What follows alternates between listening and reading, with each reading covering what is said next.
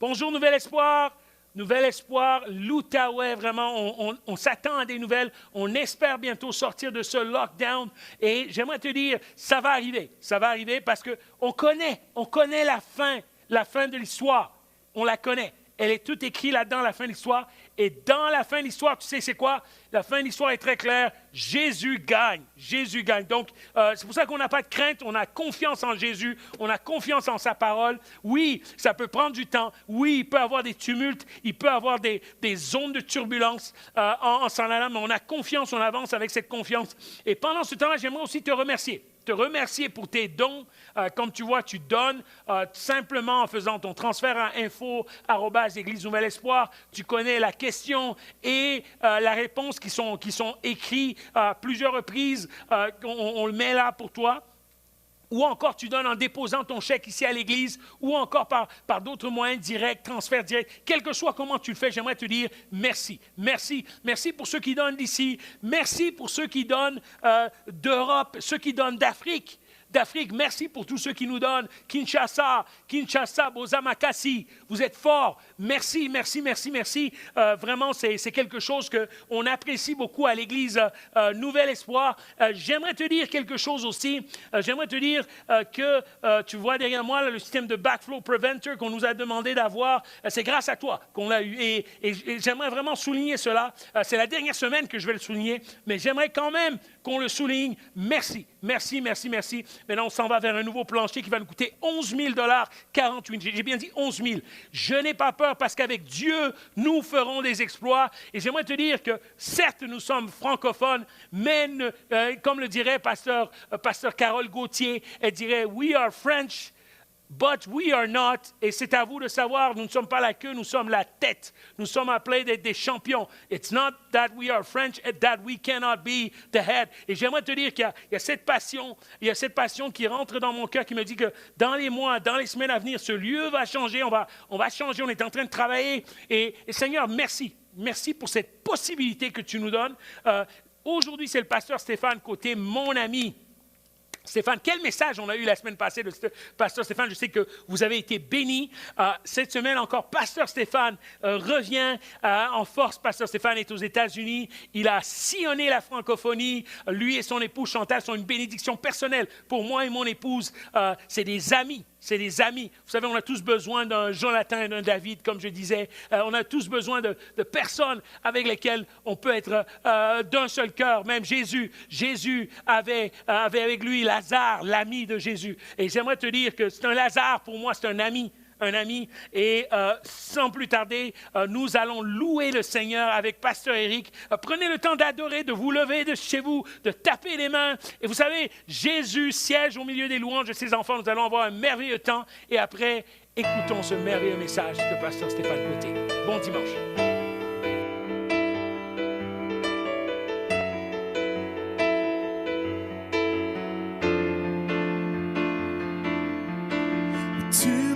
Relevé, tu m'as délivré, tu m'as relevé, Seigneur.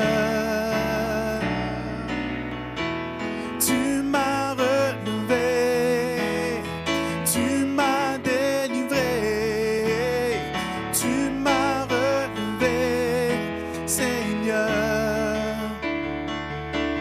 Quand les doutes en moi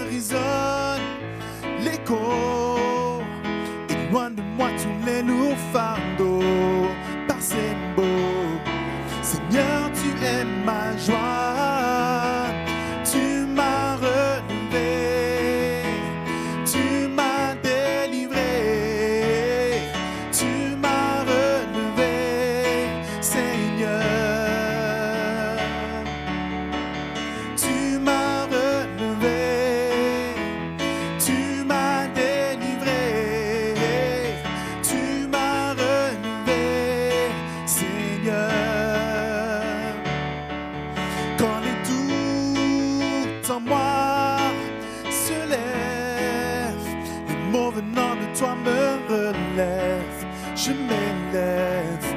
Seigneur, tu es ma joie, dans mon cœur résonne l'écho. Éloigne de moi tous les lourds fardeaux, par ces mots. Seigneur, tu es ma joie. Tu m'as relevé, tu m'as délivré, tu m'as relevé, Seigneur. Tu m'as relevé, tu m'as délivré, tu m'as relevé, Seigneur. Seigneur, tu es ma joie, tu es ma foi, mon seul choix c'est toi. Tu es ma joie, tu es ma foi, mon seul choix c'est toi. Seigneur, tu es ma joie, tu es ma foi, mon seul choix c'est toi. Tu es ma joie, tu es ma foi, mon seul choix c'est toi. Mon seul choix c'est toi. Mon seul choix c'est toi. Mon seul choix c'est toi. Mon seul choix c'est toi. Oh, oh, oh. Tu m'as relevé, tu m'as délivré, tu m'as relevé, Seigneur. Tu m'as relevé, tu m'as délivré, tu m'as relevé, Seigneur. Seigneur, Seigneur, Seigneur. Oh,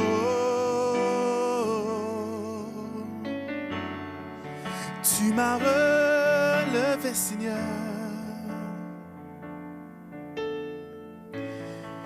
Tu m'as relevé, tu m'as délivré, tu m'as relevé, Seigneur. Oh.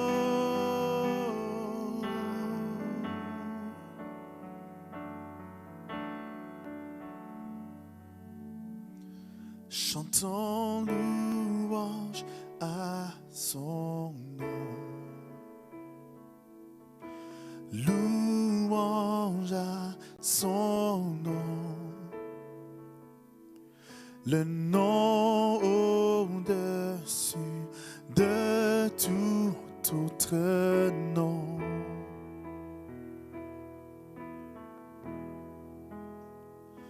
Chantons honneur à son nom. Honneur à son nom. Le nom bien plus grand que tout autre nom.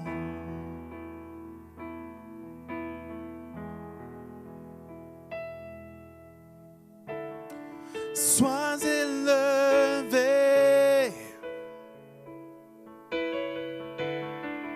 élevé plus haut. Sois élevé, élevé plus haut.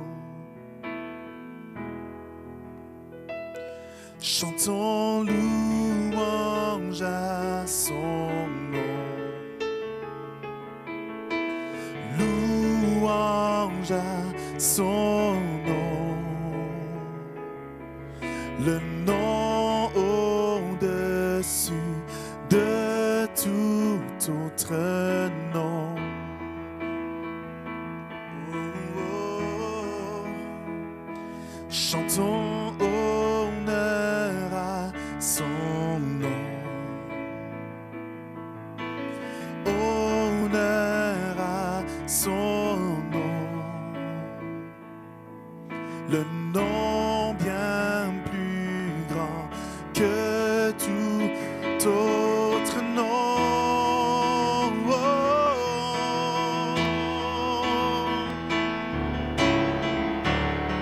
Sois élevé,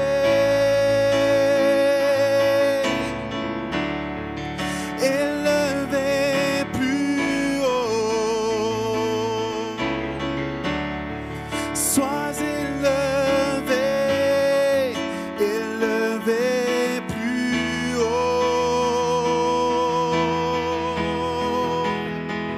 Oh, sois élevé, élevé plus haut. Sois élevé, élevé plus haut.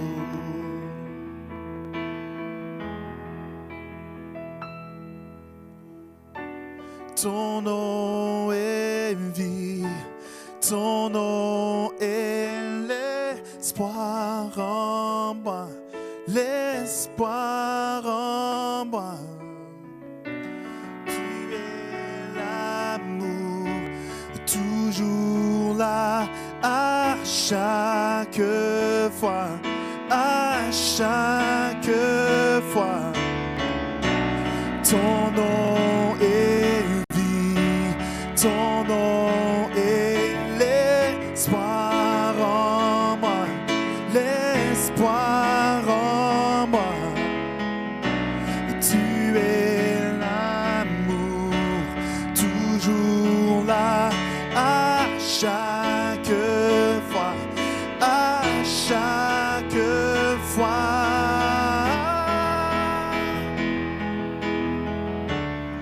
Sois élevé,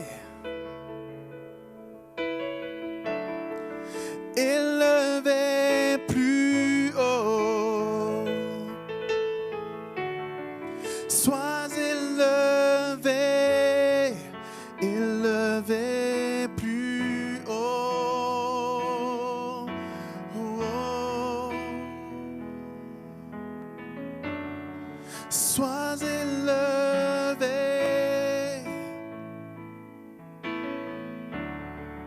élevé plus haut. Sois élevé, élevé plus haut.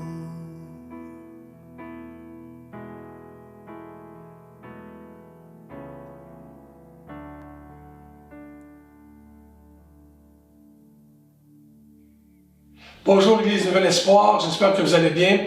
Et merci d'être là tous les dimanches, prêts à écouter le message de la parole de Dieu et de laisser Dieu transformer vos vies par la force du pardon. Alors prions ensemble. Seigneur, merci pour ta grâce, merci pour le pardon que tu nous as accordé. Merci parce que puisque tu nous as accordé ton pardon, on peut pardonner les gens et les gens peuvent nous pardonner nous aussi. Merci d'être avec nous, que ton esprit trouve en nous aujourd'hui une place où il peut travailler et commencer à transformer nos vies. Merci Seigneur parce que tu trouveras en chacun d'entre nous quelqu'un qui est prêt à entendre le message de ta parole. Merci d'être avec nous. C'est dans ton nom que l'on prie Seigneur. Amen. Avez-vous déjà pensé, en fait, on pense tous, mais il y a quelque chose que j'ai déjà fait, et je suis convaincu que vous aussi vous l'avez déjà fait. C'est d'être tellement curieux que vous n'attendez pas le développement de quelque chose, vous voulez savoir la fin. On veut savoir comment les choses finissent. Ah, le film, il va être bon. Est-ce que la fin va être intéressante? Je me demande comment ça va finir. Mais moi, j'étais tellement curieux quand j'étais jeune que je prenais des livres et je regardais la fin du livre avant de le lire. Parce que je voulais m'assurer que la conclusion serait intéressante. Et si la conclusion est intéressante, je regarderai tout le reste. J'ai fait ça avec le Nouveau Testament. Je trouve ça intéressant et j'ai commencé à lire lorsque j'étais jeune. Beaucoup de gens font ça. On regarde un extrait de film pour savoir si la fin est intéressante, si le film va être intéressant. On fait ça.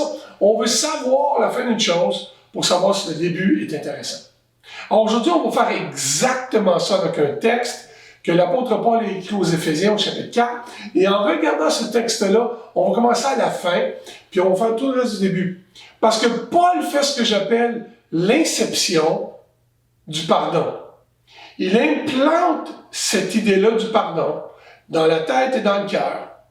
Et il fait un long plaidoyer à l'église d'Éphèse, qui est une église pendant laquelle, pas pendant, mais qu'il était là pendant 2 ans, une église qui était là, l'église où il était là le plus longtemps, celle qui a eu le plus longtemps le ministère de Paul. Et là, il a le goût de leur dire quelque chose. Il arrive à la fin de sa vie, il se prépare vers son départ, il veut leur dire quelque chose au chapitre 4.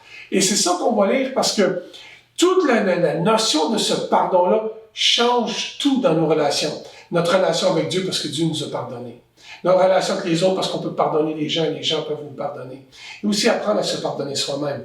Il y a quelque chose que Paul essaie de nous dire, puis dans sa conclusion, il nous dit ceci. Regardez bien ça. Chapitre 4, verset 31-32, il dit ceci. Amertume, irritation, colère, éclat de voix et insultes. Faites disparaître tout cela du milieu de vous, ainsi que toute forme de méchanceté. Soyez bons et compréhensifs les uns envers les autres.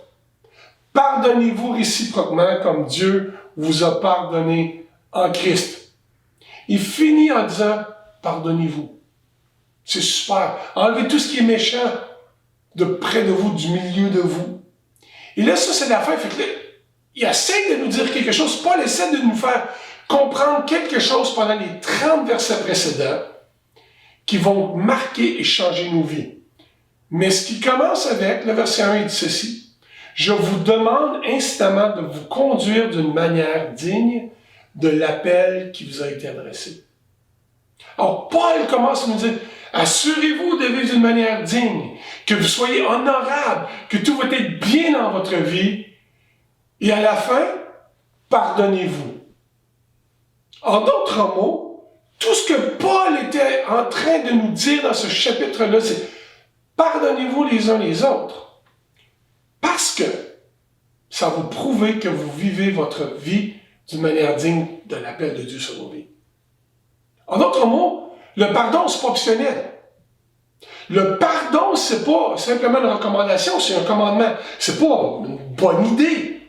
C'est le plan de match. C'est pas une suggestion, c'est la marche à suivre. Et Paul nous donne plusieurs raisons de se pardonner et pourquoi on devrait se pardonner. Et Paul nous donne aussi plusieurs raisons qui prouvent que nous vivons d'une manière digne de l'appel que nous avons sur nos vies. Alors regardons ça ensemble et laissons Dieu changer nos vies à travers tout ça. Alors, il faut se pardonner parce que ce n'est pas une recommandation, c'est une obligation. Mais la première raison qui prouve que l'on vit une vie digne de l'appel que Dieu nous a donné, et aussi qu'on finit notre vie en se pardonnant les uns les autres, c'est qu'il faut se pardonner pour s'efforcer de conserver l'unité. L'apôtre Paul, dans tout son plaidoyer, commence en disant ceci. Efforcez-vous de conserver l'unité que donne l'Esprit dans la paix qui vous lie les uns aux autres. C'est au verset 3. Il faut se pardonner parce qu'il faut s'efforcer de garder l'unité que l'Esprit donne. L'Esprit de Dieu nous donne l'unité. C'est un cadeau. Il nous l'a donné. Lorsqu'on n'est pas en unité, ce n'est pas que Dieu ne nous l'a pas donné, c'est nous qui l'avons brisé, cette unité-là. Parce que Dieu a décidé, dans sa grâce, dans sa magnificence, dans sa providence, de s'assurer qu'on soit unis les uns les autres. Alors nous sommes tous unis ensemble. Nous avons tous le privilège, la beauté de pouvoir vivre en unité parce que l'Esprit de Dieu nous l'a donné. On ne l'a pas recherché, on n'a pas travaillé à le créer, il nous l'a donné. Mais c'est à nous de s'efforcer de le garder, cette unité-là. De la garder, cette unité-là. Et c'est drôle parce que l'apôtre Paul nous dit qu'il faut s'efforcer. Il y a un effort à garder l'unité. Il y a d'autres traductions mentionneront, soyez soigneux, prenez soin, protégez plus que tout l'unité qui vous unit les uns aux autres, le lien qui vous unit les uns aux autres. Parce que, sans ça, notre vie n'est pas digne de l'appel que Dieu nous a donné. Pourquoi il faut s'efforcer de tout ça? C'est parce que tout le monde sait qu'une relation, les relations que nous avons avec les gens demandent un effort. Ça demande de décider de prendre un téléphone et de faire un appel. Ça demande du temps, de l'effort, de décider de gérer notre temps, de prendre un repas avec un ami. Ça demande un effort de décider d'être bon envers les gens, de partager une partie de notre budget pour pouvoir aider ceux qui sont les plus démunis. Il y a quelque chose, ça demande un effort à élever un enfant. Ça demande un effort de s'assurer de garder la flamme de l'amour allumée et vibrante dans un couple. Ça demande un effort d'être en paix avec les gens autour de nous. Parce qu'il y a tellement de gens qui sont bizarres. Vous êtes sûrement pas de ceux-là, moi non plus, mais ça demande un effort. Dieu nous a donné l'unité et nous, on doit s'efforcer de le garder. Parce que l'apôtre Paul nous dit que c'est un lien entre nous. Tout d'un coup, l'unité n'existe que parce que nous sommes unis les uns aux autres. On doit pardonner parce que nous sommes unis les uns aux autres. Paul mentionne même cette idée-là de que nous sommes un seul corps, une seule espérance. Nous avons besoin les uns des autres. Le corps entier doit grandir et vivre en unité. Mon bras ne peut pas décider de s'en aller à droite si mon bras gauche décide de s'en aller de l'autre côté. Ma tête ne peut pas aller ailleurs si mon corps s'en va. Tout doit aller ensemble dans la même direction. Et c'est pour ça que Paul dit, efforcez-vous de garder cette unité-là. Parce que ce que tu as, j'ai besoin. Les dons que Dieu t'a donnés, j'en ai besoin. Les dons que j'ai, Dieu veut que tu en aies besoin aussi. Chacun de nous a reçu la grâce de Dieu selon la part que Christ lui donne dans son œuvre, au verset 7. On doit pardonner, c'est la fin de notre vie, pour vivre l'unité, parce que ce que j'ai, tu en as besoin. Chacun de nous avons notre part dans l'œuvre de Dieu. Et parce qu'on a chacun notre part dans l'œuvre de Dieu, tout change, parce que nous sommes liés les uns aux autres. Paul dira ça. L'apôtre Pierre mentionnera la même chose, puisque chacun de vous avait reçu un don, mettez-le au service des autres. Puisque tout ça a lieu, on va devoir apprendre à se pardonner. C'est pas toujours facile d'être avec les autres. Vous savez, il y a des fois où c'est pas toujours parfait nos relations avec les gens. Mais notre croissance dans nos relations, notre croissance avec Dieu, notre unité dépend de l'effort que nous y mettons pour être ensemble. L'amour couvre une multitude de fautes que la Bible nous mentionne. Et Jésus lui-même mentionne, ils vous reconnaîtront l'amour que vous avez les uns pour les autres. Le pardon, c'est de couvrir quelques fautes que les gens commettent envers nous pour préserver l'unité. Pas pour passer outre les problèmes que les gens ont ou que nous avons. Mais notre unité, nous la protégeons parce que nous pardonnons les autres autour de nous. Le pardon est donc une preuve que nous vivons une vie digne de l'appel que Dieu nous a donné, parce que nous vivons unis les uns aux autres. Il nous faut aussi pardonner et changer ses pensées. L'apôtre Paul mentionne au verset 17 ceci. Vous ne devez plus vivre comme les non-chrétiens qui suivent leurs pensées vides de sens. L'apôtre Paul, après avoir dit il faut vivre en unité parce qu'on a besoin les uns des autres, il dit ensuite de ça, il faut changer la façon que l'on pense. Il faut arrêter de penser moi, parce que c'est nous. Il faut arrêter de penser qu'est-ce que je peux en gagner de tout ça? Qu'est-ce que j'en retire, moi? Ça n'a rien à voir. L'apôtre Paul nous dit qu'il faut commencer à changer la façon que l'on pense. Et l'Épître aux Romains mentionne ceci. Soyez transformés par le renouvellement de votre intelligence, dans votre façon de penser. Le monde nous dit une chose, Christ nous dit de la vivre autrement. On pense que c'est bon de tout garder pour soi, mais la Bible nous mentionne que ce que l'on garde, nous allons perdre. Il est préférable de donner que de recevoir.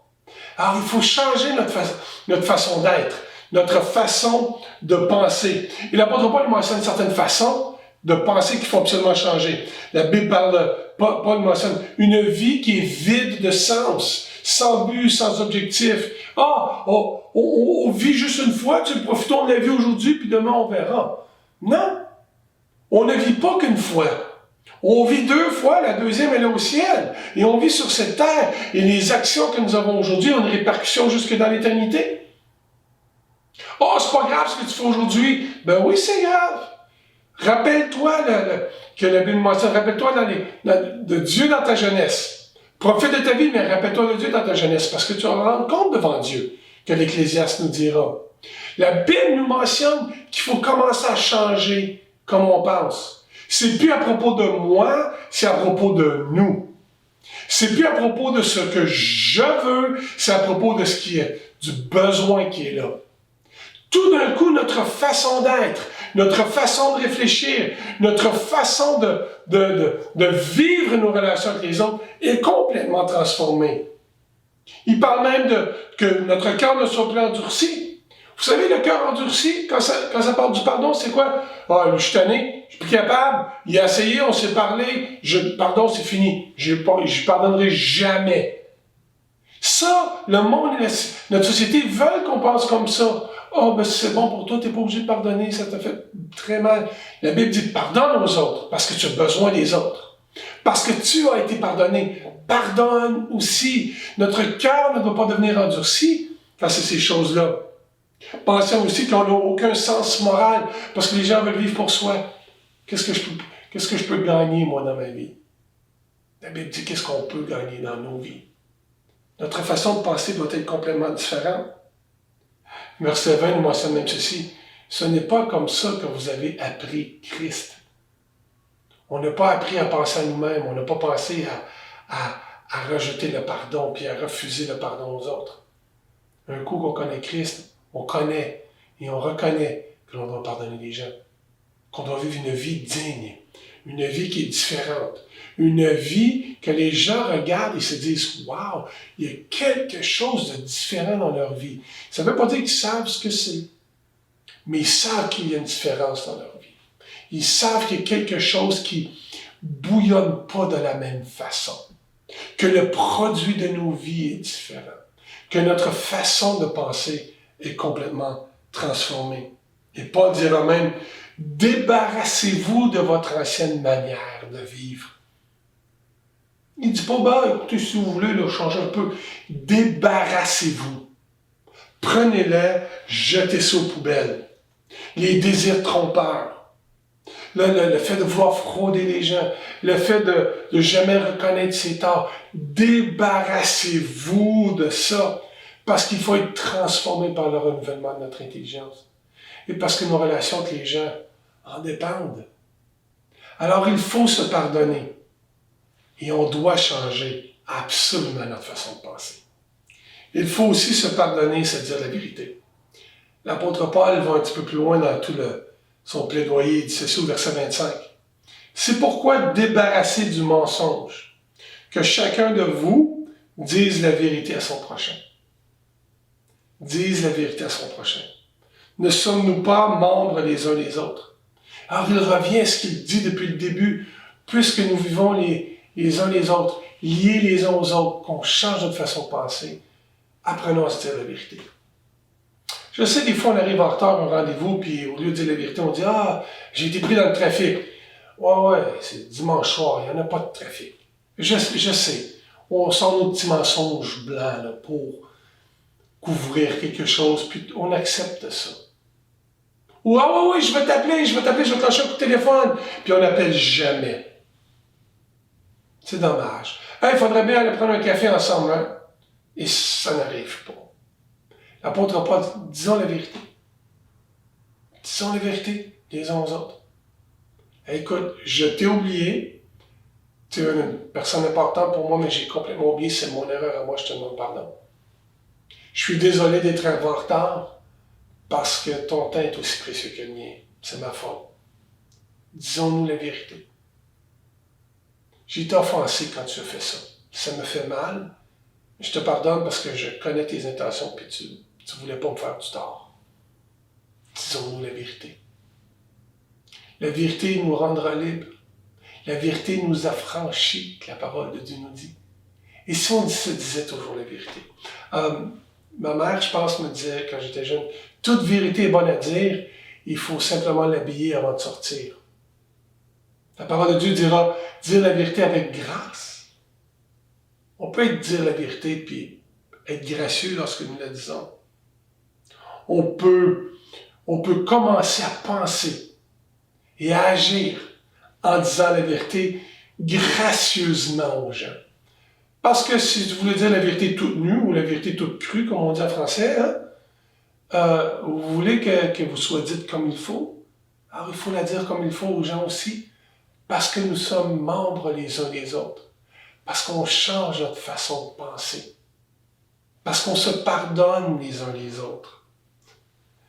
Paul mentionne tout ça parce que sa conclusion, c'est toujours de pardonnez-vous les uns les autres. C'est toujours ça, sa conclusion. Puis que quand on se dit la vérité, mettez-vous pas en colère. Tout ce chapitre, cette portion du chapitre mentionne ça. Dites-vous la vérité, mais ne vous mettez pas en colère. Parce que quand vous vous mettez en colère, on donne accès au diable. Et là, le diable peut commencer à venir créer la division qui brise notre unité que l'on doit avoir les uns vers les autres. Ça gâche les efforts qu'on a mis auparavant. Qu'aucune parole mauvaise ne sorte de votre bouche, mais plutôt que vos paroles soient empreintes de bonté. Parce que la vérité est belle à dire. La vérité, elle est bonne à dire. Elle est belle à entendre aussi. Parce qu'elle change nos vies, parce qu'elle non seulement elle affranchit celui qui la prononce, elle affranchit et elle rend libre celui qui l'entend aussi. Il mentionnera même que parce qu'on va se dire la vérité, ça va nous aider à grandir dans notre foi.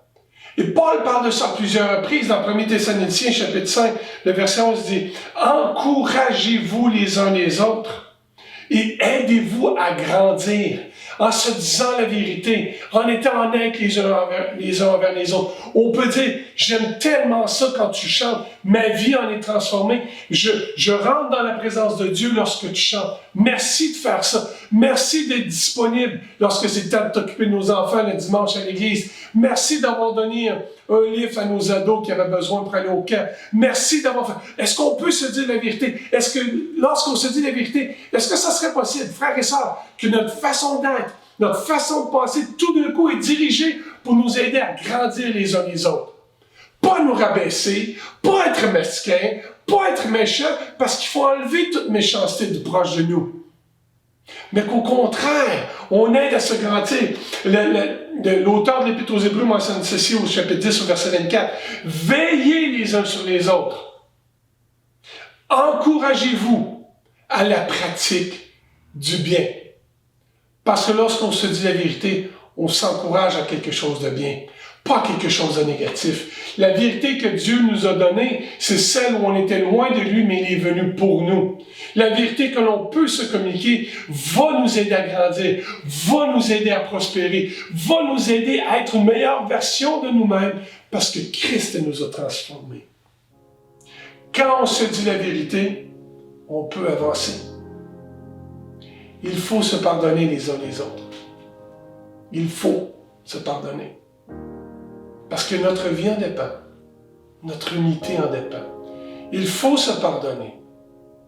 Parce qu'il faut ôter la méchanceté proche de nous et changer nos façons de penser. Puis il faut se pardonner et se dire la vérité. Parce qu'avec tout ça, on fait juste prouver que notre vie est vécue d'une manière digne de l'appel de Dieu. Et je suis convaincu, chacun d'entre vous, moi inclus, chacun d'entre nous, nous voulons vivre une vie digne d'être célébré devant notre Seigneur. Parce que j'ai hâte d'entendre bien bon et fidèle serviteur. Tu étais fidèle dans peu de choses, entre dans la joie de ton maître. Mais notre vie digne de l'appel de Dieu sur nos vies commence et finit avec le fait qu'on se pardonne les uns les autres. Parce que nous sommes unis. Parce qu'on a changé, on a transformé notre façon de réfléchir et de penser. Et aussi parce qu'on a appris à se dire la vérité. Avec amour et avec grâce. Parce que l'amour couvre une multitude de péchés. Et les gens nous reconnaissent à l'amour que l'on a les uns pour les autres. Alors laissez-moi prier pour vous. Laissez-moi prier pour moi. On va prier les uns pour les autres. Et cette semaine, j'aimerais, si c'est possible, aller voir quelqu'un allez lui démontrer la grâce et l'amour. Allez pardonner et recevoir le pardon aussi que vous devez recevoir. Seigneur, merci parce que l'apôtre Paul nous a rappelé que l'amertume, la haine, la colère, les éclats, les cris ne servent à rien, mais que plutôt, il faut apprendre à se pardonner les uns les autres, comme toi-même tu nous as pardonné. Alors Seigneur, je te prie que cette semaine, ce mois-ci, que cette année, on puisse vivre le pardon comme étant quelque chose de tellement important dans nos vies que c'est l'élément motivateur, l'élément qui nous pousse à avancer, non seulement vers toi, mais vers les gens aussi. Aide-nous à pardonner comme tu nous as nous-mêmes pardonné. Merci pour ta grâce pour nous. Amen. Merci d'avoir été là. Et cette semaine, vivez d'une manière digne de ce que Dieu nous a appelé.